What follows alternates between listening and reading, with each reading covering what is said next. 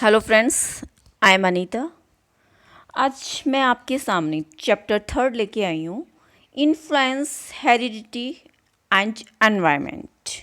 Influence of heredity and environment. देखिए friends, ये chapter बहुत ही इम्पॉर्टेंट है और हर बार इस चैप्टर से 2 से 3 क्वेश्चंस हमेशा आते हैं, क्योंकि हेरिडिटी के ऊपर क्वेश्चन ज़रूर बनता है और हमेशा क्वेश्चन आते हैं। आप कभी कोई सा भी पेपर उठा के देख लीजिए और हेरिडिटी के ऊपर क्वेश्चन आते हैं। अब हम सबसे पहले लेते हैं कि heredity means and definitions. Heredity क्या है और इसकी डेफिनेशंस क्या है। देखिए फ्रेंड्स, अनुवांशिकता या वंशानुगत दोनों सेम चीज़ें हैं। हेरिडिटी को हम हिंदी में अनुवांशिक या वंशानुगत भी कह सकते हैं। हेरिडिटी का मतलब है कि कोई भी गुण जो हमारे जीन में होते हैं वो दूसरी पीढ़ी में ट्रांसफ़र होना ही हेरिडिटी कहलाता है। मीन्स हम कह सकते हैं कि एक पीढ़ी से दूसरी पीढ़ी में जो हस्तांतरण होता है, जो गुण हस्तांतरण होते हैं, उसी को हेरिडिटी और वंशानुगत कहते हैं। तो ये तो हो गया इसका meaning. Now we will come on heredities effects of heredity कि what is a heredity. Heredity क्या है, हमें आपको पता चल गया हेरिडिटी क्या है कि हेरिडिटी वही है जो हमारे जीन, हमारे पेरेंट्स के जीन हमारे में आते हैं या उनके बच्चों में, उनकी संतान में वो ट्रांसफ़र हो जाते हैं, उसको हेरिडिटी कहते हैं। जिसको हम कहते हैं ना कि ये तो हमारे पूर्वजों से मिला हुआ है, ये तो मेरे जेनेटिक है, ये गुण तो मेरा जेनेटिक है। ये सारी चीज़ें हेरिडिटी में। इस टॉपिक को हम बहुत लंबा नहीं खींचेंगे और बहुत शॉर्ट में ख़त्म करेंगे, क्योंकि इसमें इतना बताने के लिए कुछ नहीं है। मेन पॉइंट्स पे हम डिस्कस करेंगे और सारे पॉइंट्स वो हैं जो सीटेट ने प्रेफर किए हैं और सीटेट जिनके ऊपर क्वेश्चन पूछता है, एक भी ऐसा पॉइंट नहीं है जो आपको लगे कि फालतू है। Right now on physical characteristic. देखिए, फिजिकल कैरेक्टरिस्टिक रिफर करता है कि this refer to the look for the physical features. ये फिजिकल फीचर्स को रिफर करता है कि a child inherits biology heredity that the transfer through genes and the chromosome as eggs parents with the good health, height and health physique and generally have to tall and strong children. देखिए, पूरी तरह से हम कह सकते हैं कि एक अनुवांशिकता है। इसका जो प्रभाव है कि बच्चों में रंग, रूप, आकार, शरीर का गठन, ऊंचाई, सारी चीज़ें ये पेरेंट्स से, अनुवांशिकता का मतलब बहुत ज़्यादा महत्वपूर्ण है। ये हमें पेरेंट्स से मिलती हैं।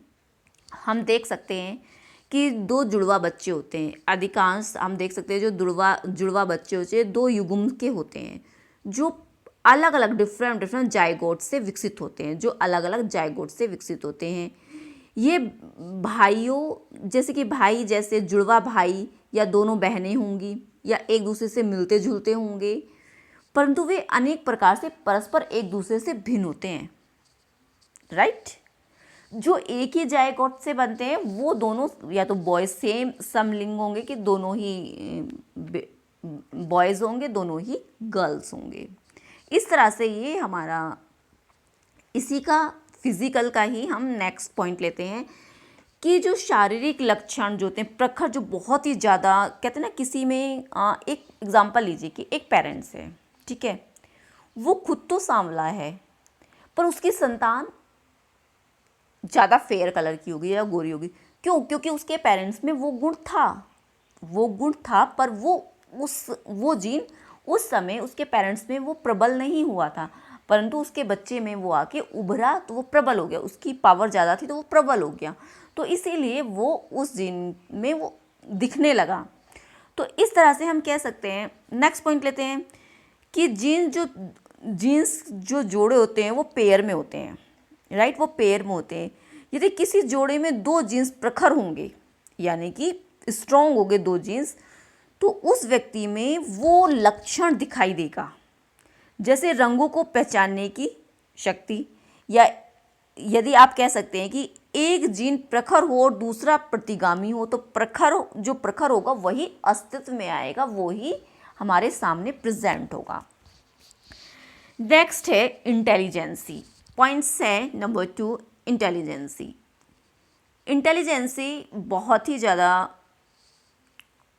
हम ले सकते हैं कि इंटेलिजेंसी बहुत ही मेन पॉइंट्स है इसका। Effects of heredity. इंटेलिजेंसी भी हम देखते हैं कि जो पेरेंट्स मंदबुद्धि पेरेंट्स हैं तो उनके बच्चे भी मंदबुद्धि होंगे, जो पेरेंट्स तीर बुद्धि हैं उनके बच्चे भी तीर बुद्धि होंगे। ऐसे बच्चे समायोजन करना एकमेंडेशंस बहुत अच्छी से करते हैं। उन्हें किसी भी स्कूल किसी भी वो हर एटमॉस्फेयर में, हर वातावरण में, हर एनवायरनमेंट में वो अपने आप को सेटल कर लेते हैं। ये हो गया बुद्धि का प्रभाव। ऑन द करेक्टरिस्टिक, अब करेक्टरिस्टिक की बात अगर हम करते हैं तो हम देखेंगे आ चाइल्ड है inherit the characters traits from his parents according to डेवल। तो देखिए डेवल ने एक थ्योरी दी है कि एक अनुसंधान की है, उन्होंने एक रिसर्च की है कि जो पेरेंट्स जिसके माता पिता के चरित्र का प्रभाव उसके बच्चे पे पड़ता है, यानी कि हम कह सकते हैं व्यक्ति के चरित्र पर उसके वंशानुगत जो इफ़ेक्ट्स हैं उनका प्रभाव साफ तरह से बच्चों पर दिखाई देता है, उनके जीन का। इसीलिए बच्चे पर उसका प्रभाव पड़ना स्वाभाविक ही है। ये डगडेल ने 1877 ईस्वी में यानी कि ईसा में उन्होंने ये चीज़ का अध्ययन किया था और इसके बारे में उन्होंने डिस्कशन किया था। नेक्स्ट है इम्पोर्टेंस ऑफ हेरिडिटी। हेरिडिटी की इम्पोर्टेंस क्या है? Question number options third, importance of heredity की हेरिडिटी की व्हाट इज़ द इम्पोर्टेंस क्या है। उसके बाद देखिए हेरिडिटी की इम्पोर्टेंस है कि भाई हेरिडिटी क्या है, इसकी क्या इम्पोर्टेंस है। तो ये चीज़ तो वही हो गई जो मैंने आपको पहले भी जहाँ उसका मीनिंग था वही हेरिडिटी की इम्पोर्टेंस। अब हमें देखना है कि इसकी इम्पोर्टेंस क्या है, वातावरण का प्रभाव क्या है, यानी कि उसका अर्थ और उसका प्रभाव वातावरण का। देखिए ये जो है एनवायरनमेंट है, इम्पोर्टेंस ऑफ हेरिडिटी, तो ये हमारा आता है कि इसकी इम्पोर्टेंस क्या है। तो इसका प्रभाव हमारा देखिए फ्रेंड्स, इम्पोर्टेंस ऑफ हेरिडिटी हम इसकी बात कर रहे थे कि इम्पोर्टेंस हेरिडिटी, बीच में थोड़ा नेटवर्क की प्रॉब्लम आ गई थी इसलिए थोड़ा सा इशू। देखिए importance of heredity, importance heredity आपको पता है कि हमारी लाइफ में हेरिडिटी की क्या इम्पोर्टेंस है। हमारी लाइफ में हेरिडिटी की बहुत ज़्यादा इम्पोर्टेंस है क्योंकि ये जो गुण हैं, ये जेनेटिक है, ये हमें अपने पेरेंट्स से मिलते हैं, अपने पूर्वजों से मिलते हैं। क्योंकि कुछ अच्छी बातें, कुछ अच्छा नेचर, कुछ अच्छे मोरल्स जो हैं, समाज में उठना बैठना, किस तरह से बात करनी, एक मेंटली लेवल हमारा, हमारी बॉडी का स्ट्रक्चर, हमारा माइंड, कद काठी, ये सारी चीज़ें हमें हेरिडिटी से मिलती हैं। तो ये हेरिडिटी की इम्पोर्टेंस है कि भाई जैसे हमारे पेरेंट्स हैं वो गुण हमारे अंदर आना है। हमारे पेरेंट्स अच्छे हैं तो हमारे अंदर उनका अच्छा डेवलप होना है। अगर उनमें कुछ कमी है तो वो कमी आनी है, बट हम उसको कुछ चेंजेस करके अपनी मेहनत से, अपने व्यवहार से अगर कुछ कमियां हैं तो हम उनको चेंज कर सकते हैं, पर बिल्कुल ख़त्म नहीं कर सकते। हम उसको डिनाई नहीं कर सकते, हम उनको छोड़ नहीं सकते। बट हाँ देखो, अब चेंज करने से मतलब ये नहीं कि व्यवहार में कुछ चेंज है तो उसको हम कर सकते हैं। ये नहीं कि मेरी आँखें बाई चांस की आपकी पेरेंट्स की आँखें ब्लैक हैं तो आपकी भी ब्लैक ही होंगी, उसको तो हम चेंज नहीं कर सकते। या बालों का कलर तो हम चेंज नहीं कर सकते हैं ना, फिजिकल स्ट्रक्चर को चेंज नहीं कर सकते हैं। पर हाँ कुछ आदतें जो होती हैं कि भाई इस तरह से पेरेंट्स भाई खाते थे, उनको ये खाना पसंद है, अगर वो सही नहीं है वो आदत तो हम उसको थोड़ा चेंज कर सकते हैं, उसमें चेंज कर सकते हैं। पर फिजिकल स्ट्रक्चर में आप चेंज नहीं कर सकते हो, मेंटली इस तरह अपना चेंज नहीं कर सकते हो, वो चेंज नहीं कर सकते। पर व्यवहार में कोई चीज़ें हैं, कोई बातें हैं, वो आप थोड़ा सा लिटिल उसमें चेंज कर सकते हो। तो इम्पोर्टेंस तो बहुत ज़्यादा है हमारी हेरिडिटी की। नेक्स्ट है कि मीनिंग ऑफ एनवायरनमेंट, मतलब कि वातावरण का अर्थ और उसकी डेफिनेशंस क्या है। मीनिंग के साथ हम डेफिनेशंस प्लस करते हैं कि वातावरण का अर्थ है कि पर्यावरण जो एटमॉस्फेयर है, एनवायरनमेंट है, हमारा दो शब्दों से मिलकर बनता है, परि प्लस आवरण, यानी कि इससे मिलकर बना है पर्यावरण, हिंदी में, इंग्लिश में एनवायरनमेंट, यानी कि चारों तरफ का आवरण, यानी कि चारों ओर, जो आवरण का अर्थ होता है चारों ओर ढका हुआ, यानी कि जिस प्रकार से हम कह सकते हैं कि पर्यावरण का अर्थ है कि चारों ओर हम बीच में हैं और हमारे चारों ओर एक एटमॉस्फेयर, हमारा वातावरण है, पहाड़, जलवायु, वनस्पति, पठार, नदी, कितना है, सारा मिलकर हम उसके बीच में हैं। तो ये पर्यावरण का अर्थ है कि किस तरह से उसका निर्माण हुआ है। यानी कि एनवायरनमेंट और न्यूट्रिशन हमारा के नाम से भी जाना जाता है। वातावरण मानव जीवन के विकास में महत्वपूर्ण प्रभाव डालता है, यानी कि बहुत ज़्यादा इम्पोर्टेंस इफेक्ट्स वो डालता है। नेक्स्ट है इफेक्ट ऑफ एनवायरनमेंट। देखिए इफेक्ट ऑफ एनवायरनमेंट हमारा मीनिंग भी हो गया, मीनिंग पे भी बात कर ली, इम्पोर्टेंस ऑफ हेरिडिटी पे, ये सारे कुछ टॉपिक हमारे हो चुके हैं। अब आता है इफेक्ट ऑफ एनवायरनमेंट कि इसका क्या प्रभाव पड़ता है, इसका क्या इफेक्ट है वातावरण। देखिए वातावरण का, एनवायरनमेंट का हमारे शरीर, प्रजाति, हमारी जो मानव प्रजाति है, व्यक्तिगत पर्सनालिटी पे, इंडिविजुअल भी इसका इफेक्ट पड़ता है, मेंटली भी इसका इफेक्ट पड़ता है, और बच्चों की डिफरेंट इस पे इफेक्ट पड़ते हैं। तो इफेक्ट ऑफ एनवायरनमेंट यानी कि हम देख सकते हैं कि फिजिकल डिसमिलरिटीज यानी कि शारीरिक अंतर, यानी कि क्या क्या डिफरेंसेस हो सकते हैं। देखिए व्यक्ति के जो शारीरिक लक्षण होते हैं, जैसे वंशानुगत होते हैं, कि इसमें वातावरण का प्रभाव बहुत ज़्यादा पड़ता है। जैसे कि एग्जांपल लीजिए, पहाड़ी क्षेत्र में रहने वाले बच्चों का कद काठी, उनकी हाइट बिल्कुल छोटी होती है, और जो प्लेन में रहते हैं उनका शरीर लंबा गठीला। इस तरह से ये शारीरिक प्रभाव हमारा वातावरण के कारण पड़ता है। इस जो किस स्थल में निवास करता है, जो ठंडे प्रदेश में रहते हैं, कहते हैं कि उनका माइंड बहुत तेज और शार्प होता है, जो गर्म स्थल में रहते हैं वो थोड़ा अग्रेसिव टाइप के होते हैं।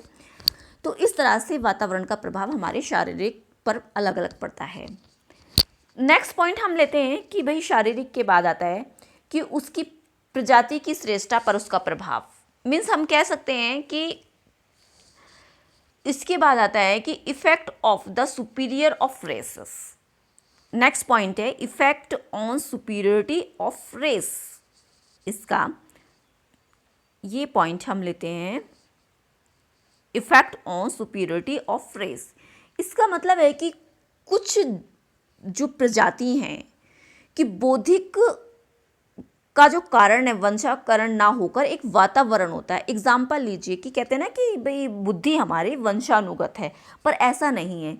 एग्जाम्पल के लिए हम ले सकते हैं एक अच्छा बच्चा जो एक सांस्कृतिक सामाजिक वातावरण में उपलब्ध है, ठीक है। उदाहरण एग्जाम्पल है कि एक महान व्यक्ति है, उसका पुत्र को हम किसी ऐसी जगह छोड़ देते हैं जो जंगल में या अलग स्थान पे रहे, तो वातावरण के अकॉर्डिंग वो उसमें ढल जाएगा, ना कि अपने पेरेंट्स की तरह उसकी बुद्धि हो जाएगी।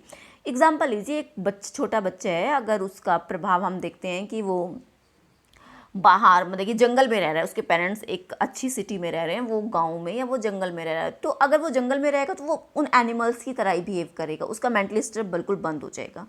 अगर एक कम बुद्धि बच्चा है, एक बिल्कुल नैरो माइंडेड है और वो बिल्कुल ऐसे बैकवर्ड से आया और उसे अच्छा परिवेश, उसका माहौल अच्छा मिलेगा, तो वो तीर बुद्धि बच्चा बन जाएगा। तो वातावरण का ये इफ़ेक्ट पड़ता है।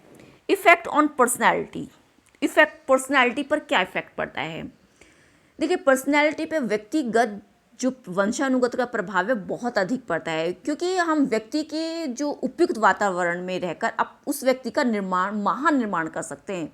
यानी कि व्यक्तिगत का कि किसी बच्चे को हम अच्छा वातावरण, अच्छा एटमॉस्फेयर देंगे तो वो बच्चा की पर्सनैलिटी अच्छी डेवलप होगी। अगर किसी बच्चे को अच्छा एटमॉस्फेयर नहीं मिलेगा, वो भले ही कितने अच्छे परिवार का, पर उसका माहौल, उसके आसपास के लोग, उसका वातावरण अच्छा नहीं है, तो उसकी पर्सनैलिटी डेवलप नहीं होगी। ये चीज़ ध्यान रखिए, मैं बहुत शॉर्ट में बता रही हूँ।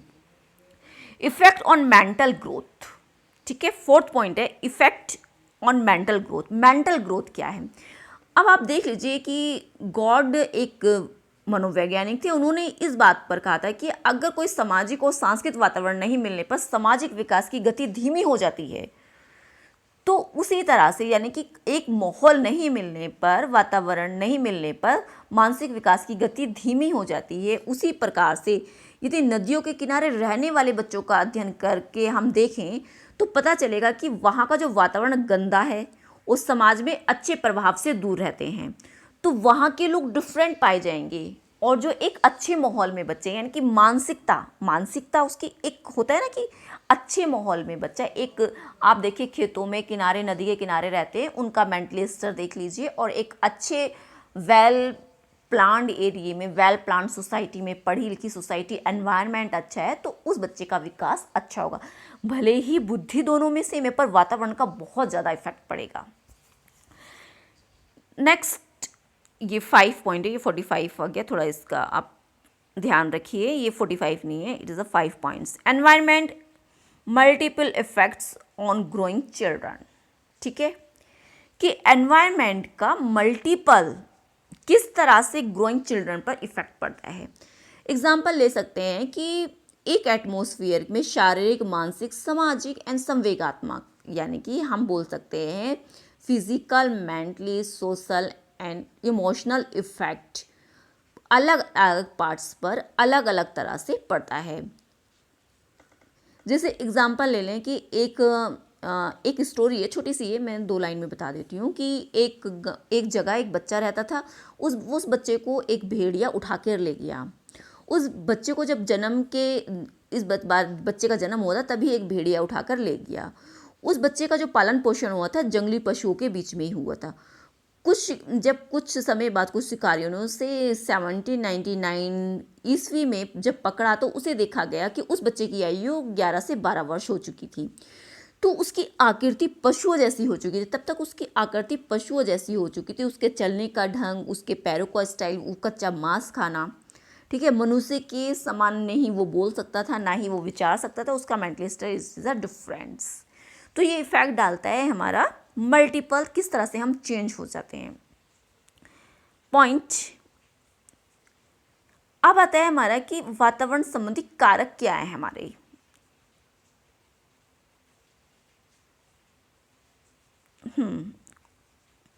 अब nurture and nature. Nurture and nature क्या होता है? देखिए, नर्चर एंड नेचर एक कि किस तरह से हम इसको डिफाइन कर सकते हैं, किस तरह से हम इसको सोच सकते हैं कि आनुवांशिकता का किस तरह से ये हमारे ऊपर इसका इफेक्ट्स आ रहा है। कि nature refer to the genetic influence और the trail inherited by a child from his parents, but nurture is all about the upbringing of a child or the environment in which a child grow, right? You understand very well. ठीक है, ये होता है कि nurture and nature, किस तरह से उसका नेचर और नर्चर, पालन पोषण किस तरह से उसका हो रहा है, ये चीज़ हमें इसमें पता चलती है। राइट फ्रेंड्स, अब इसमें हम कुछ क्वेश्चंस ले लेते हैं जो बहुत ही ज़्यादा इम्पॉर्टेंट है। आपने समझ लिया कि नर्चर एंड नेचर्स क्या होता है, किस तरह से इसका हम एक एग्जांपल और लेते हैं। फॉर एग्जांपल, जैसे कि Wesler has a strong body types due to genetics influence, but his fitness and stamina depend upon the food and surrounding in which he lives and a practice, right. तो friends, ये हमारे सारे इसके ऊपर effects रहे हैं। सारा ये हमारा हेरिडिटी का चैप्टर कंप्लीट हो गया। अब कुछ इम्पॉर्टेंट क्वेश्चंस देख लेते हैं इसमें हम कि इम्पॉर्टेंट क्वेश्चंस क्या हैं।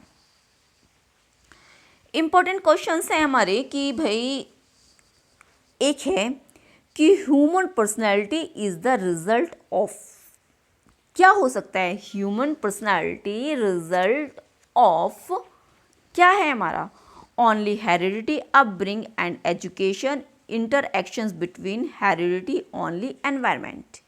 इसमें से कौन सा पॉइंट आपके लिए सही होगा, ये चीज़ हमें देखनी है। क्या है आप बताइए। हेरिडिटी क्या है? ओनली हेरिडिटी है, अपब्रिंग। देखिए, इसका आंसर होगा कि हेरिडिटी एक पालन पोषण और शिक्षा है, यानी कि हिंदी में हम बोल सकते हैं इसको, इसका answer number 2 it is a correct answer. Next, Which one of the following is the true about the role of heredity and environment in the development of a child, कि which of the following is a true, right? कि बच्चों में कौन सा कि कह सकते हैं कि बच्चे के विकास में आनुवांशिकता और वातावरण की भूमिका के बारे में कौन सा कथन सत्य है। तो आप कौन सा इसमें बताएंगे कि कौन सा कथन इसमें बिल्कुल सत्य है, कि आप बता सकें कि देखिए फर्स्ट है both heredity and environment are contributed, both दोनों 50% the depend on the child, the relative contributions of adult and genes are not editable, heredity and environment do not operate together, none of the above। आप बताइए इसमें से कौन सा answer इस correct answer है। आप बता सकते हैं इसमें से कौन सा करेक्ट आंसर है। देखिए जल्दी से और आप बताइए कि इसमें आपको कौन सा करेक्ट लगता है। देखिए इसमें करेक्ट आंसर है answer number 2, the related contribute to adult and genes are not editable. Means हम कह सकते हैं कि भाई किस तरह से आनुवांशिकता, समवयकों और पितृक जीन्स का सापेक्ष योगदान जो है योगात्मक नहीं होता है। अब नेक्स्ट क्वेश्चन देखते हैं, which of the following statement is true. कौन सा स्टेटमेंट इज इसमें ट्रू है। फर्स्ट क्वेश्चन है genetics makeup impact responsiveness of the individual to qualities of the environment. Number 2, adopting children possess same IQ as their adoptive sibling. Experience does not influence brain the development. Fourth, intelligence remain the unaffected by the schooling. तो friends इसमें आपको कौन सा लगता है कि इसका answer correct होगा। इसका answer first is correct answer है genetic makeup impact responsiveness of an individual to environment. आप समझ सकते हो कि किस तरह से कि आनुवांशिकता बनावट, व्यक्ति की जो बनावट है, परिवेश, गुणवत्ता, ये एक दूसरे को प्रभावित किस तरह से करती हैं। Question number, the nature nurture debates refer. क्या है ये नेचर नर्चर डिबेट्स, इससे क्या संबंधित होता है। Genetic and environment, behaviour and environment and biology, environment and upbringing. तो इसका answer first genetic and environment. इसका जो जेनेटिक और एनवायरनमेंट से पूरा इफेक्ट्स होता है कि नेचर एंड नर्चर, राइट, पालन पोषण और उसका वातावरण कैसा है। नेचर एंड नर्चर मीन्स वातावरण एंड उसका पालन पोषण किस तरह से उसका हो रहा है, ये चीज़ें बहुत।